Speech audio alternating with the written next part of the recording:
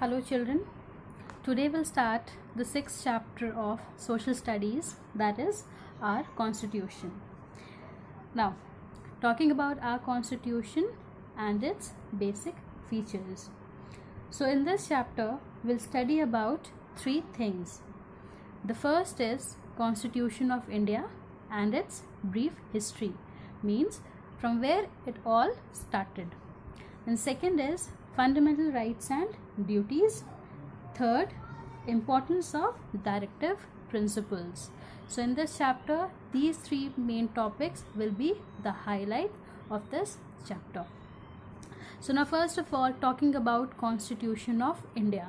And even before talking about Constitution of India, we'll discuss about what do we understand by Constitution. See, Constitution, just like you follow rules in school, no? You have a diary in your school and there are certain rules and regulations that are given in your diaries. So same way, in our Constitution of India, there are certain rules and regulations that are given which we need to follow.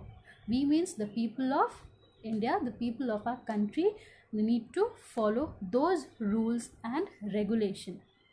And why do we need to follow those rules and regulation? So that we can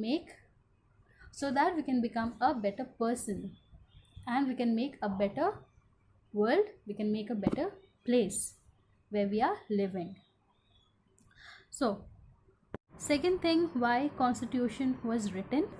So that every human being that is living in India, every citizen of India could lead his or her life in peace and harmony with togetherness. That is why the Constitution of India was written. So talking about what is Constitution.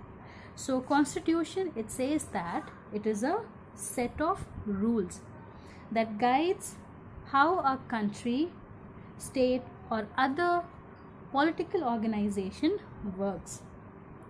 It tells what powers does the government holds and also states the right of the citizens. That means certain rules and regulations are there for the government who looks around the people, and there are certain rules and regulations for us as well, and in those rules and regulations we have to work, we have to follow those rules and regulations in order to live in peace and harmony. Fine. Thus, the Constitution of our country is a set of written rules that are accepted by all the people living together, and everyone should give respect to our Constitution of India. And if there are certain rules and regulations are given, it means that we have to respect those rules and regulations, we have to follow those rules and regulations in order to become a better citizen of India. Okay, the first thing that we will see in this chapter is the making of our constitution. We'll see that from where the making of our constitution started, who gave the idea of this and how it existed or came into existence.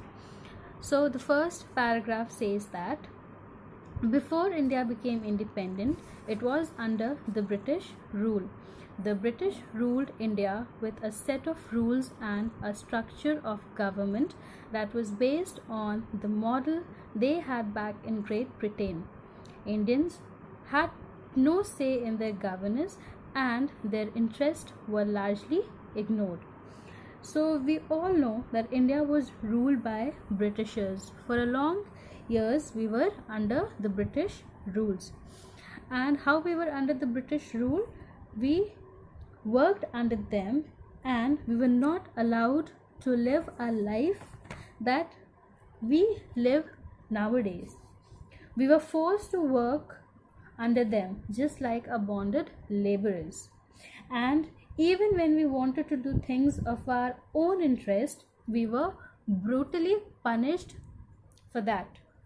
So this is how the Britishers, they ruled against us. They wanted to make us do their work rather doing something for ourselves, and whatever rules and regulations the Britishers they had, it was all for us, and we had to accept their rules and regulations in order to live our life. Now the next paragraph says, therefore, when India became independent on 15th August 1947, the leaders realized that they needed a new constitution to govern the country that would be more suitable for our country and countrymen. Now, after a long struggle, when India finally got the independence from the British rule, the leaders of our country, they realized, what did they realize? They realized that we need a constitution, a new constitution, so that we can live in our country with proper set of rules and regulation. Got it? Now, hence in 1946, a Constituent Assembly was elected. This assembly had people from all backgrounds and profession. They were selected to discuss and create a new constitution for India. It took 2 years and 11 months and 18 days to write it. Every word which was written in the constitution was debated, discussed by the members of the Constituent Assembly. Now, hence in 1946, a Constituent Assembly was elected. This assembly had people from all backgrounds and profession. They were selected to discuss and create a new constitution for India. It took 2 years and 11 months and 18 days to write it. Every word which was written in the constitution was debated, discussed by the members of the Constituent Assembly. So this paragraph, it talks about a Constituent Assembly. Now, when the British ruled in India, they made certain laws for us that we had to follow. We were forced to follow those rules and regulations. Fine. Now, in 1946, a year before independence, a year before when India got independence from the British rule, a special assembly was constituted, named as Constituent Assembly. And what was the purpose of this Constituent Assembly? The purpose of this Constituent Assembly was to make a constitution. And what they had to do in this? They had to make laws for the people of independent India. They were asked to make certain laws, certain rules and regulations for the people living in India, and people from all walks of life, or you can say from all backgrounds and professions, they were called to discuss over the matter of this new constitution for India. And now, who were the people from different backgrounds and professions?